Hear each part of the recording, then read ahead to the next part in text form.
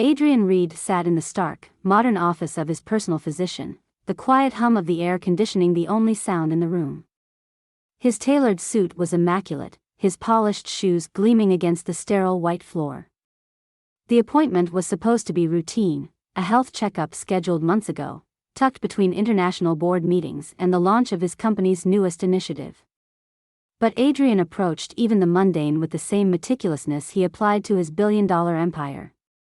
Efficiency and control were his trademarks. Dr. Bennett, a composed man in his 50s, tapped on the tablet before him, his brow furrowed slightly. Adrian, who prided himself on reading people, noted the subtle crease between the doctor's eyes. Something was off. Adrian leaned forward, his elbows resting on the sleek glass table. "Everything all right?" His tone was calm, polished, the kind that reassured investors and silenced critics. The doctor hesitated, then glanced up. "Adrian, the health check is fine. Blood work, scans, all good. But there's an unexpected result from the DNA screening you requested." Adrian tilted his head, bemused. He had agreed to the DNA test on a whim, intrigued by the promise of cutting-edge genetic insights. His company was a leader in biotechnological advancements. It felt fitting to test the waters himself. "Unexpected how?" he asked, his voice still even, though curiosity began to creep in. Dr. Bennett cleared his throat. "It seems your genetic profile matches that of 13 other individuals." Adrian's laugh was sharp and brief, a sound that sliced through the sterile quiet. "That's impossible. I don't have any siblings." The doctor placed the tablet on the table and pushed it toward Adrian. "The data doesn't lie. The matches are strong. These individuals share significant genetic overlap with you." Adrian stared at the screen. Rows of names and profiles blurred as his mind raced. 13 siblings? No. This was absurd. He searched for a flaw in the data, a mistake in the process. His parents, Naomi and the late Edward Reed, had been pillars of stability and affluence. His childhood, though strict, was defined by predictability and order. Nothing about his past hinted at secrets, let alone an entire brood of unknown siblings. He leaned back in his chair, his hand brushing his neatly combed hair as if the motion could smooth the jagged edges of his thoughts. "This must be a mistake," he said, his voice clipped, his composure beginning to waver. "A clerical error, contamination in the sample. Run it again." Dr. Bennett met his gaze with professional steadiness. "We'll rerun the tests, of course, but the odds of an error this significant are minimal." Adrian's jaw tightened, his polished veneer cracking slightly under the weight of the revelation. His empire thrived on certainty, built brick by brick with precision and strategy. The idea that his own history could harbor such a monumental inconsistency was unthinkable. He dismissed the doctor with a curt nod, barely registering the reassurances of further analysis as he strode out of the office. The car ride back to his penthouse felt surreal. The city's energy, blaring horns, bustling pedestrians, the hum of progress, seemed muted, as though the world had tilted just slightly on its axis. Adrian's fingers drummed against the leather seat as he replayed the conversation in his mind, searching for gaps or flaws that could restore the orderly narrative of his life. 13 siblings. The words felt foreign, like a poorly translated phrase in an otherwise fluent language. Adrian prided himself on understanding every angle, anticipating every move. Yet this revelation left him adrift, untethered from the certainty that had always been his compass. He opened his laptop, diving into research. DNA testing errors, genetic anomalies, anything to explain the unexplainable. He immersed himself in data, his analytical mind grasping at logic, but every article, every statistic pointed back to one conclusion: the results were unlikely to be wrong. His pulse quickened as he clicked through the profiles of the supposed siblings. Some lived halfway across the world, others were in cities he frequented for business. Their faces, diverse and unfamiliar, stared back at him, each one a reminder of the mystery unraveling his carefully curated life. Sleep evaded him that night. His memories felt unreliable as he sifted through them, seeking any clue, any whisper of the truth. But by morning, Adrian's polished mask was firmly in place. He stood before the mirror, adjusting his cufflinks, his reflection betraying nothing of the storm within. This was a mistake. It had to be. Adrian Reed sat at his desk in his home office, the faint hum of the city drifting through the floor-to-ceiling windows. The sleek, minimalist decor surrounding him usually offered a sense of control, but this morning, it felt cold, almost accusatory. He stared at the DNA report on his tablet, its glaring details refusing to be ignored. 13 siblings. The words mocked him. With a deep breath, he tapped the screen, initiating a call to Dr. Bennett. "I need the test rerun again," Adrian said, his voice clipped, betraying the tension simmering beneath his controlled tone. "Adrian, I understand your concern," Dr. Bennett replied, his tone patient but firm. "The lab maintains an extremely high standard. It's unlikely the results are wrong after being confirmed by the second test." "Unlikely isn't good enough," Adrian snapped, running a hand through his perfectly styled hair. "Do it again. Triple-check everything." After a moment of silence, Dr. Bennett agreed. The call ended, but Adrian's unease lingered. The next 3 days were torturous. Adrian buried himself in work, drowning his unease in meetings and endless phone calls. Yet, no matter how meticulously he curated the facade of a composed billionaire, cracks formed under the weight of his mounting anxiety. He barely noticed the judgmental stares from his assistant when he snapped at an innocent question or the wary glances from his driver as he gritted his teeth during a mundane commute. When Dr. Bennett finally called, Adrian answered immediately, his stomach knotting with a mix of anticipation and dread. "We reran the tests again," Dr. Bennett said carefully. "The results are consistent with the initial findings. The matches are valid." Adrian stared into the distance, the words echoing in his mind. "Are you certain?" he asked, though he already knew the answer. "Yes." "I'm sorry, Adrian." He ended the call without responding, the silence in his penthouse pressing down on him. 13 siblings. There was no mistake. The truth refused to bend, no matter how much he wished it would. Adrian moved to the window, looking out at the sprawling city that had always been his domain.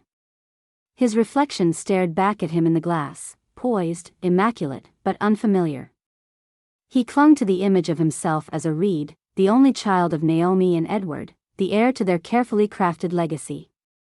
Yet now, that identity felt fragile, like a facade waiting to collapse.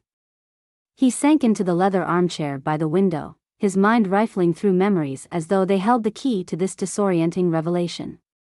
His childhood had been picture-perfect, or so he'd always believed. Summer vacations at their lake house, holiday parties filled with dignitaries and luminaries, private tutors ensuring his success. But now, he examined those moments with new eyes. He thought of Naomi, always impeccably dressed and composed, her gentle reprimands laced with affection. She had always seemed infallible, a woman whose every action was deliberate and precise. Could she have harbored a secret this monumental? Adrian sifted through recollections, searching for inconsistencies. There were none. His father had been a man of integrity, his mother a paragon of grace. Nothing hinted at the kind of betrayal these DNA results suggested. But logic refused to comfort him. Every detail of his past now seemed like a puzzle piece that didn't fit. Who were these siblings? Where were they? What did this revelation mean for his place in the world he had meticulously built? Adrian rubbed his temples, frustration surging. He hated the vulnerability creeping in, the sense that his foundation was slipping away. He reached for his phone and scrolled to Naomi's contact. He hesitated. Calling her felt monumental, as if it would cement this newfound truth into reality. Yet, the weight of his confusion left him no choice. The phone rang twice before she answered, her voice warm and familiar. "Adrian, darling, what a surprise. How are you?" He hesitated, trying to steady his tone. "I'm fine, Mother. I need to speak with you. It's important." There was a pause, brief but noticeable, before she replied. "Of course. Is everything all right?" The slight tremor in her voice didn't escape him, and it sent a chill through his chest. "It's nothing I want to discuss over the phone. Can I come by tomorrow?" "Of course, Adrian," Naomi said, her tone shifting to a practiced calm. "Come for lunch. We'll talk then." As he ended the call, the unease in her voice echoed in his mind. His mother, the woman who always seemed unshakable, had faltered. It was subtle, but it was there. The drive to Naomi's estate was quiet, the city's vibrancy muted by the weight of what lay ahead. Adrian stared out the window, the skyline a blur as his thoughts churned. He was a man who thrived on certainty, on control. But this was something else entirely. As the gates to the estate swung open, Adrian steeled himself. He would demand answers. He would understand this new reality. And he would do it with the composure expected of a reed. Adrian stepped through the grand doors of his mother's estate, the faint scent of gardenias wafting through the air. The house was as pristine as ever, a symphony of marble floors, cascading drapes, and carefully curated artwork. Everything about it exuded an air of permanence, of certainty. But today, even this fortress of elegance felt unsteady. Naomi Reed stood in the foyer, her warm smile faltering slightly as her son approached.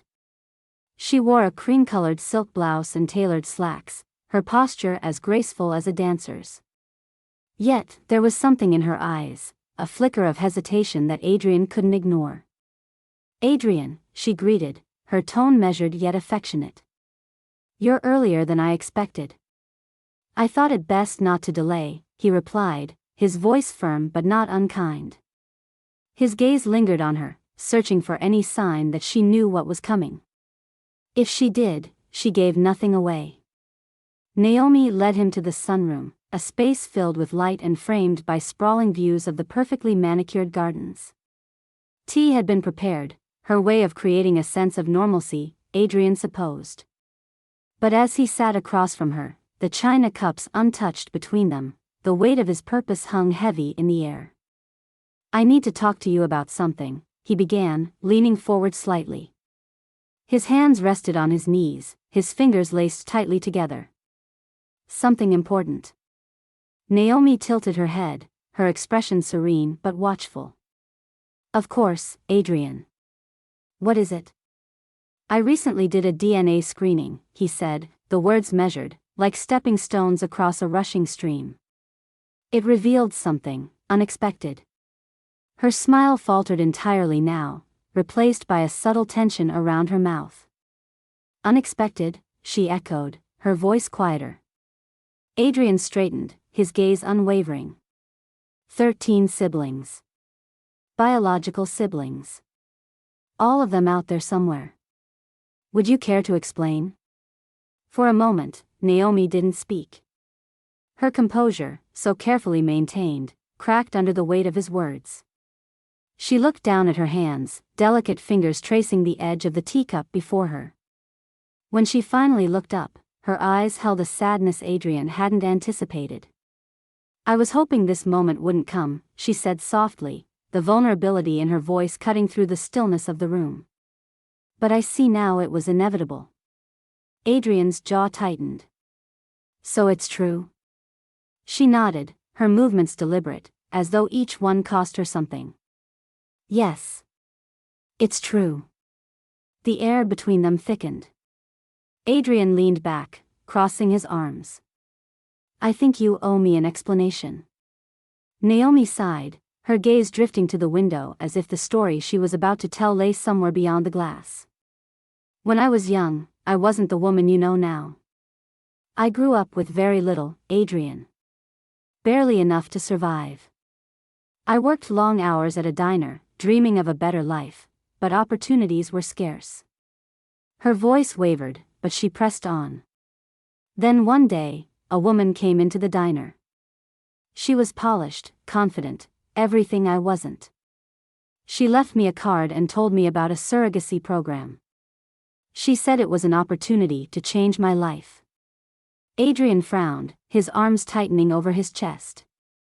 A surrogacy program? For wealthy families?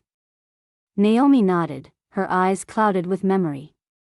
At the time, it seemed like a miracle. They promised compensation that would change my circumstances entirely. The families I would be helping were desperate for children. It felt noble, even. I convinced myself it was. But it wasn't, Adrian said, his tone sharper than he intended. Naomi flinched but didn't disagree. No, it wasn't. Not in the way I thought. At first, everything seemed above board. The medical care was exceptional, the facilities luxurious. But over time, I started noticing things. The families who came to take the children were always incredibly wealthy, beyond anything I'd ever seen. And the man running it all, Logan Kane, was growing richer with each transaction. Adrian's stomach turned at the mention of the name. Logan Kane, he repeated, his voice low. Who is he? Naomi's hands trembled slightly as she folded them in her lap. He was the benefactor behind the program. Charismatic, persuasive, but ruthless. He made everything seem legitimate, but I began to see the cracks. The way he spoke about the children, the families, it wasn't about helping people. It was about control, about profit. He didn't care who got hurt, as long as his empire grew. Adrian's mind raced, trying to piece together the implications. And you were part of this? I was desperate, Adrian, she said, her voice breaking. I didn't see the truth until it was too late. By the time I gave birth to you, I knew I couldn't stay. I couldn't let you grow up in his shadow, surrounded by his influence. She paused, her eyes meeting his. So I ran. I fled with you and changed our lives entirely.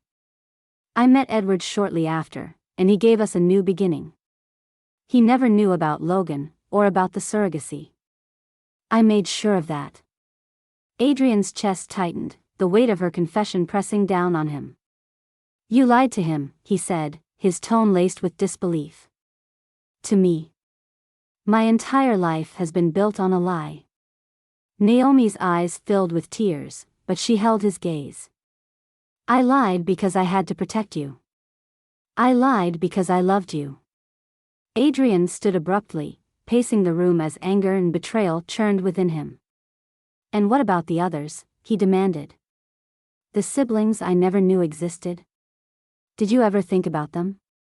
Every day, Naomi whispered, her voice trembling. But I couldn't help them without risking you. I had to make a choice, Adrian. And I chose you. He stopped, his back to her, his hands clenched into fists at his sides. The mother he had idolized, the woman who had seemed untouchable, now stood before him as someone entirely different, flawed, human, and heartbreakingly vulnerable. When he turned to face her again, his expression was a mix of anger and sorrow. I don't know how to process this, he said quietly. Everything I thought I knew about myself, about you, it's gone. Naomi rose slowly, crossing the room to stand before him. She reached out, her hand brushing his arm, but he stepped back, the gesture too much to bear. I know this is a lot, she said, her voice steady despite the tears in her eyes. But I need you to understand, I did what I thought was right. Even if it doesn't seem that way now. Adrian studied her, the weight of her words settling into his chest like a stone. He didn't respond, couldn't. Instead, he turned and walked out of the room, leaving Naomi standing alone, her hands clasped tightly together as if to hold herself together. Adrian sat in the quiet of his penthouse, the city lights casting fragmented reflections across the room. His mind, usually a fortress of clarity, felt like a chaotic blur. The revelations from his mother left an aftershock that no amount of logic or rationale could settle. He was no stranger to challenges or crises, but this wasn't something he could solve with a boardroom strategy or a perfectly worded statement. This was personal, an unraveling of the identity he'd held onto for his entire life. His laptop sat open on the sleek marble table before him, its screen displaying the beginnings of a search that felt as endless as it was daunting. Logan Kane. The name carried weight now, reverberating through his thoughts with a heavy, sinister resonance. He'd heard nothing of this man until a few days ago, and yet Logan's influence had shaped his very existence. He began with public records, but they offered frustratingly little.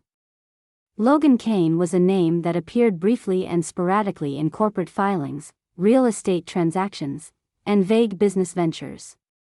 Each mention was like a breadcrumb leading to an invisible empire, and none of it added up to a clear picture.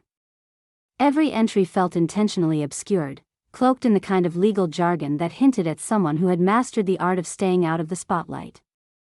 Adrian shifted his approach, diving into news archives and old reports. He found mentions of high-profile charity galas and business summits where Logan's name appeared on guest lists but never in the photographs. Articles spoke of whispers, not facts, pointing to offshore dealings and questionable partnerships. There were no scandals or accusations to latch onto, yet the absence of information felt damning in itself. Logan wasn't just a man, he was a shadow, and Adrian felt the chill of it creeping into the edges of his resolve. The more he uncovered, the more the pieces of Logan Kane's puzzle painted a troubling image. Companies tied to environmental violations, housing projects that exploited vulnerable communities, and whispers of lobbying efforts to bypass regulations. None of it was concrete, but it painted the kind of picture Adrian couldn't ignore. Adrian closed his laptop and rubbed his temples, the weight of it all pressing down on him. He thought of his mother, of the life she had fled to protect him. Her story made more sense now, the urgency in her decisions, the distance she had maintained from certain circles. But it also left him grappling with a bitter mix of resentment and understanding. She had kept him safe, but at the cost of the truth. The thought of Logan lingered, his mind conjuring images of a man he had never met but who now felt like a haunting presence. What kind of person orchestrated lives the way Logan had, treating children and families as commodities to be traded? And what did it mean to be his son? Adrian's reflection stared back at him from the darkened window, unflinching yet unfamiliar. Determined to push forward, Adrian decided to shift his focus to the siblings he had yet to meet. If Logan had orchestrated their lives too, perhaps their stories could help him piece together the broader picture. He reached out to a private investigator, someone discreet, someone who wouldn't flinch at the unusual nature of the request. Within days, Adrian had names and contact information for 3 of the siblings: Lillian Pierce, a social worker in Detroit, Grayson Clark, a tech entrepreneur in San Francisco, and Clara Emerson, a journalist based in Chicago. He started with Lillian, sending a carefully worded email that explained the connection and expressed his interest in meeting. Her response was measured but open, agreeing to a video call. When they connected, her face was thoughtful, her expression cautious. "I wasn't sure if I should reply," Lillian admitted, her voice steady but tinged with skepticism. "This whole situation feels surreal." Adrian nodded, understanding her hesitation. "It does. I'm still trying to make sense of it myself." Lillian studied him, her gaze sharp. "You're the billionaire, right? The one who probably never worried about money or where the next meal was coming from?" The question landed with an unexpected weight, and Adrian leaned back slightly, considering his response. "I grew up with everything I could ever need," he admitted. "But that doesn't mean this is any less jarring for me.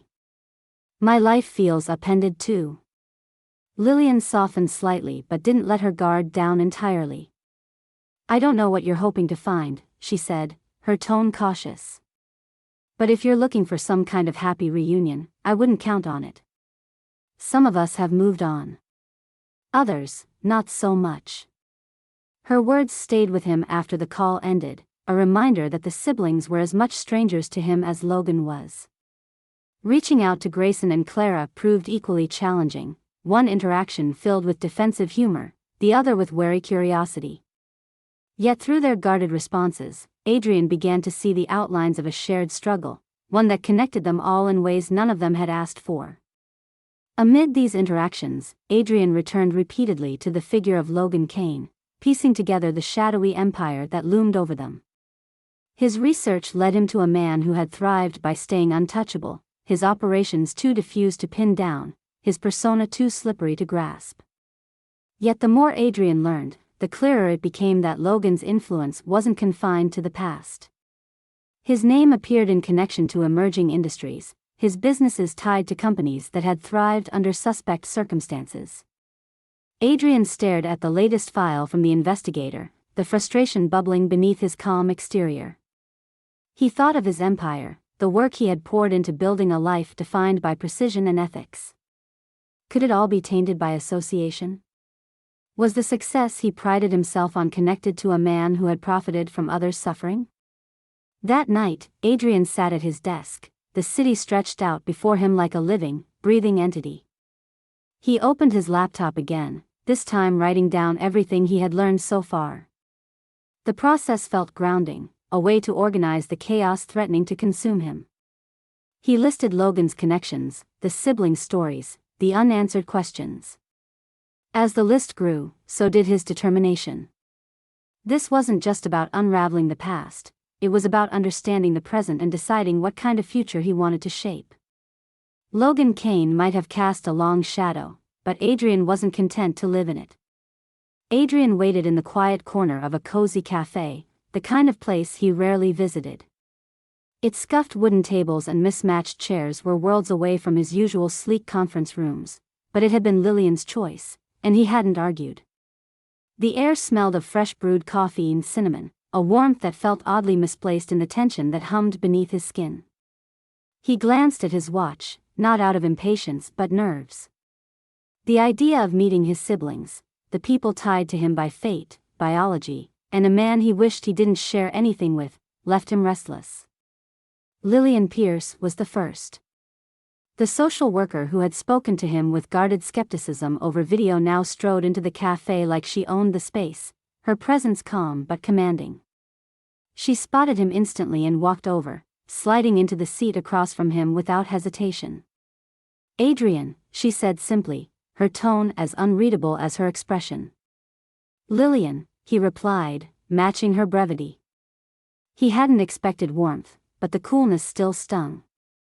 She studied him for a long moment, her dark eyes assessing. "You don't look like him," she said finally.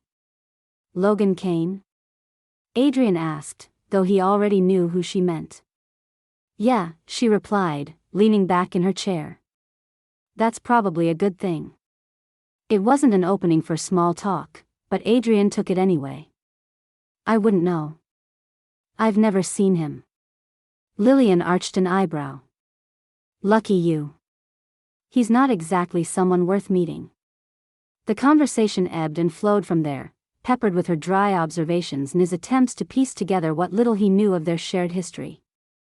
She spoke of her work with families in crisis, her voice steady but laced with a hint of weariness that suggested she carried too much weight on her shoulders. Adrian listened, realizing that her life had been shaped by choices vastly different from his own. Her skepticism toward him was palpable, but it wasn't outright hostility, just a cautiousness that came from hard-earned wisdom. "You've had it easy, haven't you?" she asked suddenly, cutting through his thoughts. Adrian blinked, startled by the abruptness. "I've worked for everything I have." "Sure," she said, her tone somewhere between dismissive and understanding.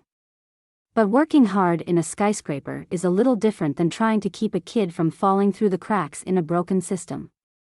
He wanted to argue but found himself at a loss. She wasn't wrong. His challenges had been real, but they were challenges cushioned by privilege and resources she could never have imagined. The conversation ended with a polite but distant farewell, leaving Adrian unsettled. He'd wanted to connect, but he wasn't sure if he had. The next encounter, with Grayson Clark, was an entirely different beast. Grayson arrived late to their meeting in a sleek co-working space in San Francisco, sauntering in with a cocky grin and a sense of irreverence that Adrian immediately bristled at. "Adrian Reed," Grayson said, drawing out the syllables like a joke he hadn't decided to share yet. "Billionaire extraordinaire. Or do you prefer long-lost brother? Bit of a mouthful, but we'll make it work." Adrian extended a hand, his demeanor polite but firm. "Grayson."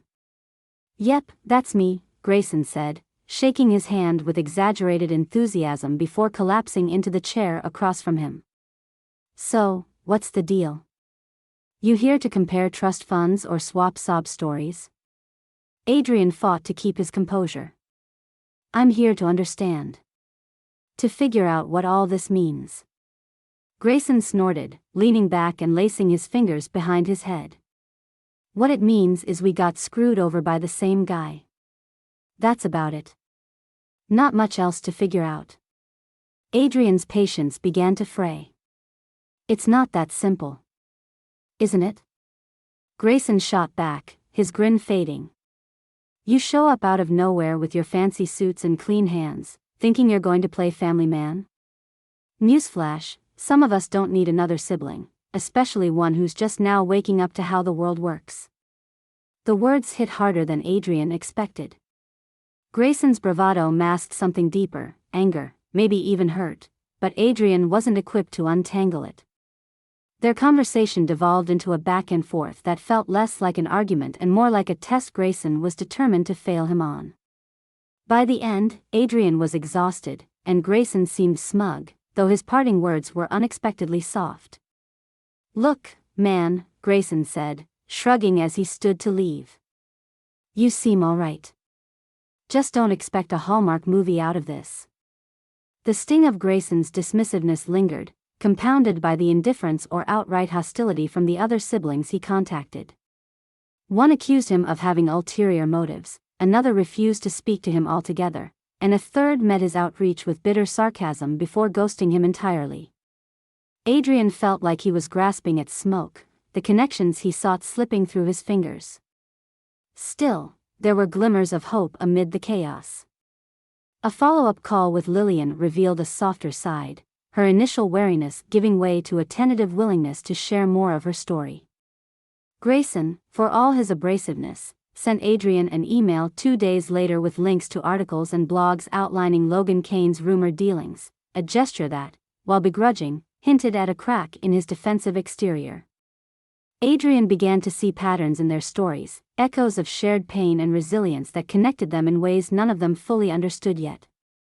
He saw it in Lillian's fierce determination to help others, in Grayson's sharp wit masking his deeper wounds, and even in the silence of those who refused to engage, a silence that spoke volumes about the scars they carried.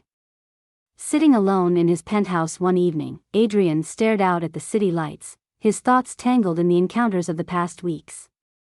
The chaos of it all had shaken him, but it had also given him something he couldn't quite name. A sense of possibility, perhaps. These siblings were strangers, yes, but they were also threads of a larger tapestry he was only beginning to see. He poured himself a glass of water, setting it down on the table with a quiet resolve. Whatever this journey held, he wasn't finished. Not yet. Adrian stepped out of the sleek black car and gazed up at the towering glass building before him. It was unremarkable in its design, modern, efficient, devoid of personality, but the weight of what waited inside made his steps deliberate as he entered. The air in the lobby was chilled, the kind of artificial cold that comes from perfectly calibrated air conditioning. Everything about the space felt transactional, from the muted gray walls to the receptionist's practiced smile. "I'm here to see Logan Kane," Adrian said, his voice calm but carrying the kind of authority that made people listen. The receptionist's eyes flickered with something, curiosity, maybe recognition, but she quickly masked it and nodded. "He's expecting you. Take the elevator to the top floor." The ride up was silent except for the faint hum of the machinery. Adrian stared at his reflection in the mirror doors, adjusting his tie with a steady hand.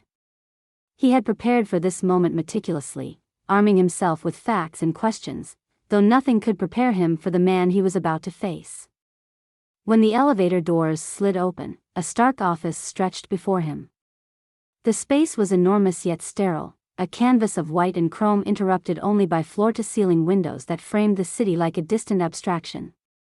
Logan Kane stood near the windows, his back to the room, his silhouette outlined by the harsh midday light. "Adrian," Logan said without turning, his voice smooth and low, with a hint of amusement. "Right on time." Adrian crossed the room, his footsteps echoing faintly against the polished floor. Logan turned as he approached, his face striking in its sharp lines and cool detachment. He was impeccably dressed, his posture relaxed yet calculated, as if every movement were designed to convey control. "I appreciate you making the time," Adrian said, keeping his tone even. Logan gestured toward a pair of minimalist chairs near a glass table. "You've certainly gone to great lengths to get my attention. I figured the least I could do was hear you out." They sat, the tension between them palpable. Adrian studied Logan, searching for something familiar in the man who had shaped his existence in such a profound yet indirect way. Logan's expression revealed nothing, his eyes cold and assessing. "I want answers," Adrian began, his voice steady but edged with steel. "I've pieced together enough to know what you've built. The surrogacy programs, the connections to wealthy families, the business ventures that conveniently evade scrutiny." Logan leaned back, folding his hands in his lap. "And what exactly is it you think you know?" Adrian leaned forward, his gaze unwavering. "That your so-called empire is built on exploiting vulnerabilities. That you've turned human lives into commodities under the guise of helping families. And that, legal or not, it's reprehensible." Logan's mouth curved into a faint, humorless smile. "You sound very sure of yourself. Tell me, Adrian, is this a moral crusade, or are you just upset that your mother kept you out of the loop?" The barb hit its mark, but Adrian didn't flinch. "This isn't about my mother. It's about you. About the siblings you've scattered across the globe without a second thought.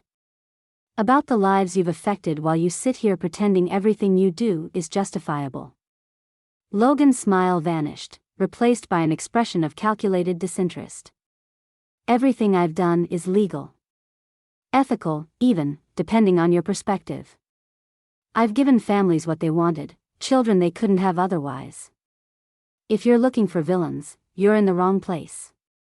Adrian's jaw tightened. "You justify it with legalities, but you and I both know the truth.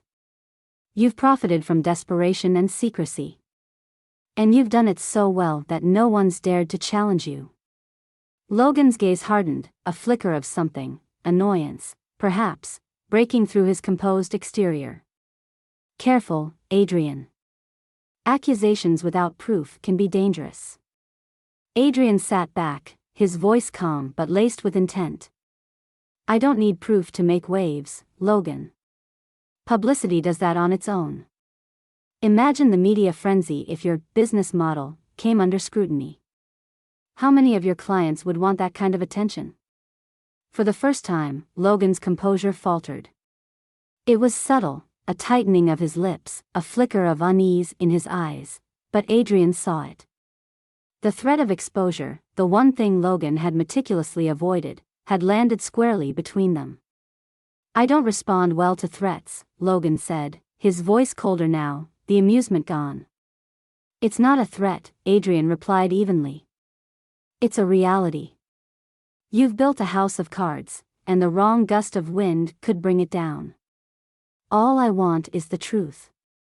No spin, no deflection. Just the truth." Logan studied him for a long moment, his expression unreadable. When he finally spoke, his tone was measured but devoid of warmth. "You want the truth? Fine. I created opportunities. I built something that worked. If that makes me a villain in your eyes, so be it. But don't pretend you're any different, Adrian. You're standing on a pedestal built by privilege, just like every one of those families I dealt with." The words stung, not because they were true but because they held a kernel of the harsh reality Adrian had been forced to confront. Still, he didn't waver. You're deflecting, he said. And that's all I needed to know. Logan's gaze turned icy. Then we're done here. Adrian stood, his movements deliberate as he adjusted his jacket. We are. But don't mistake this for closure, Logan. You may be content with what you've done, but the rest of us are left to pick up the pieces. Logan didn't respond, his expression stone-like as he watched Adrian walk away. The silence in the room felt heavy, the kind that carried unspoken truths neither man was willing to acknowledge. Back in the elevator, Adrian exhaled deeply, his hands gripping the polished railing as the floors descended. He had come seeking clarity, but what he'd found was a man who thrived on ambiguity and indifference. Logan Kane was exactly what Adrian had feared, cold, detached, and unrepentant. As the city came into view, Adrian felt the weight of the meeting settle on his shoulders. He had his answers, but they brought no peace. Instead, there was only the emptiness of unmet expectations and the quiet ache of knowing his biological father would never be the man he had hoped to find. Adrian sat at the long, minimalist dining table in his penthouse, his untouched glass of water reflecting the dim city lights that stretched across the horizon. The silence was oppressive, punctuated only by the occasional hum of traffic far below. The meeting with Logan Kane replayed in his mind in endless loops, every cold word, every dismissive glance sinking deeper into his thoughts. This man, the shadowy architect of his origins, had shown no regret, no humanity. The disappointment clung to Adrian like a weight he couldn't shake. And then there was Naomi. His mother's face haunted him as much as Logan's indifference. Her story, raw and full of the desperation she'd tried so hard to hide, had shattered the pristine image he'd carried of her all his life. She had lied to him. She had buried truths so deep they might never have surfaced if not for that DNA test. And yet, she had done it all for him, out of a love so fierce it had driven her to abandon the life she knew. Adrian couldn't decide if he felt betrayed, grateful, or simply lost. His phone buzzed on the table, breaking through his tangled thoughts. He picked it up and saw a message from Lillian. Grayson and I are on a call. Join us if you want. The simplicity of the message didn't hide the underlying significance. Adrian hesitated, staring at the screen. He had met Lillian and Grayson separately, their guarded but honest interactions leaving him with a mix of frustration and admiration. He hadn't expected them to reach out again, let alone together. He clicked the link in the message and was greeted by Lillian's steady gaze and Grayson's smirk as the video call connected. Well, if it isn't the golden child, Grayson said, leaning back in his chair with his signature irreverence. Adrian ignored the jab, focusing instead on Lillian, who offered a small, knowing smile. We were just talking about how surreal all of this is, she said. Thought you might want to join in. Adrian nodded, the tension in his chest easing slightly. It's definitely a lot, he admitted. Grayson snorted. Understatement of the year. Lillian shot Grayson a warning glance before turning back to Adrian. Look, I know things got off to a rocky start with all of us, but it seems like we're stuck with each other, whether we like it or not. Speak for yourself, Grayson muttered, though the edge in his voice had softened. Adrian leaned forward, his expression thoughtful. I've been thinking the same thing. It's strange, isn't it? How we've lived such different lives, yet somehow, we're connected in a way we can't ignore. Grayson tilted his head, his smirk fading. Yeah, well, connected doesn't mean cozy family dinners and holiday cards. Maybe not, Adrian said, meeting his gaze. But it also doesn't have to mean we're strangers. For a moment, the three of them sat in silence, the weight of their shared experiences filling the space between their words. Lillian finally broke it, her voice quiet but firm. You know, I always wondered if there was more to my story. My adoptive parents were good people, but there were questions they couldn't answer. Finding out about all of you, it's like finding missing pieces to a puzzle I didn't know I was solving. Adrian nodded, her words striking a chord. It's the same for me. My life felt so certain, so controlled. Now, I'm realizing how much of it was built on things I didn't know. It's unsettling. Unsettling? Grayson said, raising an eyebrow. Try infuriating. Logan Kane isn't just some guy who made bad decisions. He's a predator. And we're the fallout. The bitterness in Grayson's voice was sharp, but Adrian saw the pain beneath it. You're right, Adrian said. But that doesn't mean we have to let him define us. We can decide what we do with this. Grayson scoffed, but there was a flicker of something else in his expression, reluctant agreement, perhaps. Over the next hour, the conversation shifted between heavy confessions and moments of unexpected levity. Grayson shared stories about his rebellious streak, his tech ventures fueled as much by defiance as by ambition. Lillian spoke of her work, her passion for helping children caught in the system. Adrian listened, offering glimpses into his own life, the pressure of maintaining an empire, the loneliness that came with it. As they talked, something shifted. The tension that had marked their earlier encounters began to fade, replaced by a tentative sense of camaraderie. They weren't friends, not yet, but the bond they shared, strange, unchosen, and undeniable, began to feel less like a burden and more like a thread pulling them together. In the days that followed, Adrian found himself reaching out more often. He sent Lillian articles about policy changes she might find useful, received sarcastic but surprisingly insightful comments from Grayson about his company's new projects, and even exchanged occasional messages with a few of the other siblings who had been more reluctant to connect. The conversations weren't always smooth, but they were real, raw, and slowly building towards something he hadn't expected, a sense of belonging. One evening, Lillian sent him a photograph. It was an old picture of her as a child, holding the hand of a woman Adrian assumed was her adoptive mother. Written on the back was a single line, "Maybe it's not about where we came from but where we go next." Adrian stared at the image, the words resonating deeply. He thought about Naomi, the choices she had made to protect him, the sacrifices she had endured. She wasn't perfect, but no one was. He thought about Logan, the man who had shaped so much of their lives without ever truly being a part of them.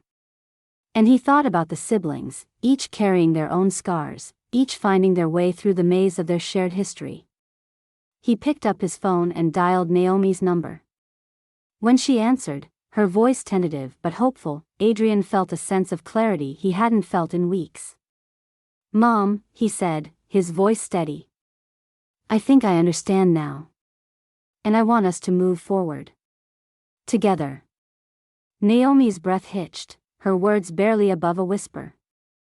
"I'd like that, Adrian. More than anything." As the call ended, Adrian sat in the quiet of his home, the city lights reflecting in his glass of water. The journey wasn't over, but for the first time in a long while, he felt the beginnings of peace. Naomi Reed adjusted the silver ornaments on the Christmas tree, stepping back to inspect her work. Her home, always a picture of refinement, was now adorned with holiday cheer.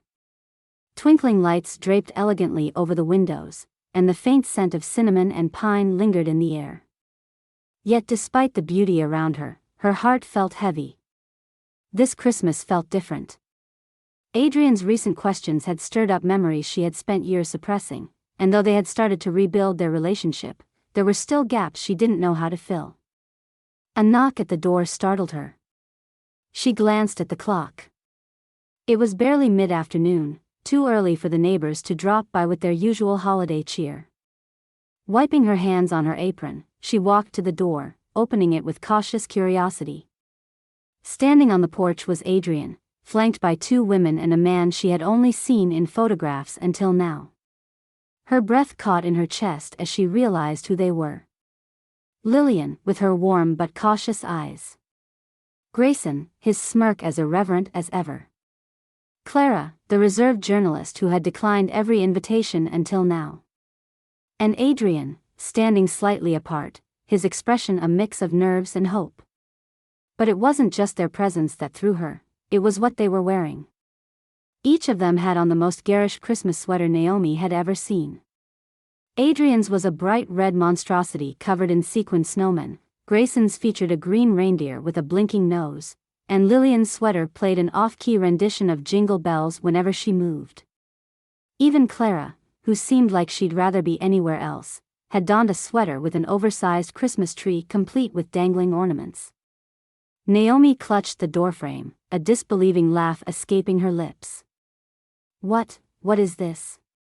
Adrian stepped forward, holding out a matching sweater. "We thought we'd come together for Christmas. Properly, this time. And we thought you'd like to match." Naomi took the sweater, her fingers trembling slightly as she stared at the ridiculous design, a giant candy cane with tiny bells that jingled when she moved. Tears welled in her eyes, blurring the sight of her son and the people who had become part of their world in ways she could never have imagined. "Are you all just going to stand out there?" she asked, her voice breaking with emotion. "Come inside before you freeze." They filed in, shedding their coats but keeping the sweaters on, which only added to the absurdity of the moment. Lillian walked over to the tree, admiring its elegance, while Grayson made a beeline for the cookies cooling on the counter, earning a mock glare from Clara. Adrian stayed near Naomi, his hand resting lightly on her arm. "You're not upset, are you?" he asked quietly, his voice filled with an uncharacteristic vulnerability. She shook her head, unable to speak past the lump in her throat. Instead, she reached out and squeezed his hand, her eyes shining with unshed tears. The house filled with noise and life in a way Naomi hadn't experienced in years. Grayson found the remote to her sound system and insisted on playing a playlist of holiday hits that were anything but serene. Lillian took over the kitchen, enlisting Clara and Adrian to help with the finishing touches on dinner. Even Grayson, despite his protests, was roped into setting the table, though not without making a show of arranging the cutlery in a decidedly untraditional manner. Naomi watched it all from the doorway, her heart full as she saw these strangers, her family, beginning to weave themselves into the fabric of her life. It was messy, chaotic, and utterly beautiful. When dinner was ready, they gathered around the table, the meal a mix of traditional dishes and the experimental touches Lillian had insisted on adding. Conversation flowed, sometimes awkward, sometimes heartfelt. Stories were shared, Grayson's adventures in the tech world, Clara's journalistic escapades, Lillian's work with children who reminded her of herself. Adrian listened more than he spoke, though when he did, his words carried a depth that silenced the table in quiet respect. Naomi found herself laughing more than she had in years, her earlier apprehension melting away. This was not the family she had imagined when she'd fled her old life, but it was better than anything she could have dreamed. After dinner, they gathered by the tree for what Grayson dubbed the most ridiculous photo in history. Adrian set up a timer on his phone, and they arranged themselves in front of the tree, Naomi reluctantly donning her matching sweater. Lillian insisted on everyone wearing Santa hats, which led to a brief but spirited debate about who would get the one with the blinking lights. As the timer counted down, Adrian wrapped an arm around Naomi's shoulders, pulling her into the center of the group. When the camera clicked, capturing their mismatched smiles and brightly lit sweaters, Naomi felt something shift deep within her. The past, with all its secrets and pain, had led to this moment. And while it wasn't perfect, it was real. Later, as the others settled into the living room with mugs of cocoa and Grayson's questionable eggnog recipe, Adrian found Naomi in the kitchen.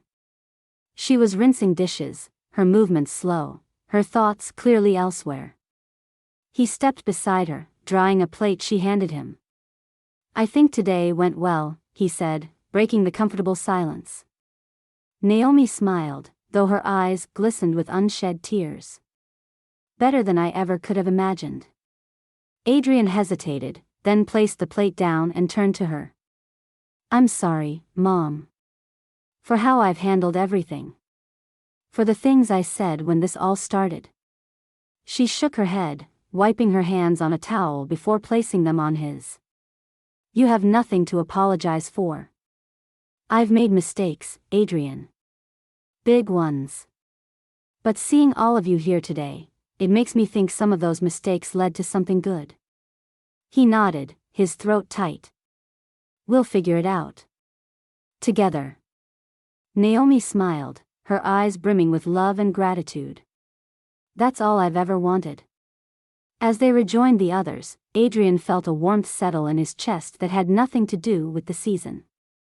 This was family, messy, unexpected, and imperfect. And it was enough.